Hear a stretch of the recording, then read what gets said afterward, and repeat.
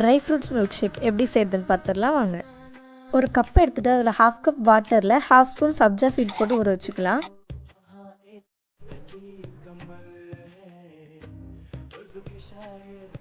இதே போல் இன்னொரு கப் எடுத்துகிட்டு அதில் 1/2 கப் வாட்டர் சேர்த்துட்டு பாதாம் பிசின் ஆல்மண்ட் கம்ஸ்னு சொல்லுவாங்க, அதில் ஒன்று சேர்த்து ஊற வச்சுக்கலாம்.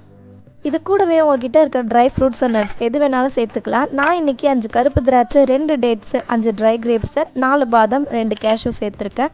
உங்களுக்கு வேணும்னா பிஸ்தா, வால்நட், ஃபிக், பம்கின் சீட் மக்னா கூடவே சேர்த்துக்கலாம். இது எல்லாத்தையும் ஓவர் நைட் ஊற வச்சிடலாம்.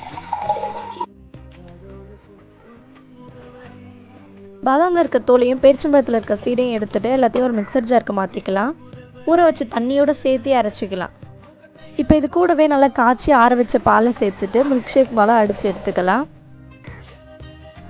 ஒரு கிளாஸ் எடுத்துகிட்டு அதில் ஆல்ரெடி ஊற வச்சுருக்க பாதாம் பிசின் 3 ஸ்பூன் சேர்த்துக்கோங்க.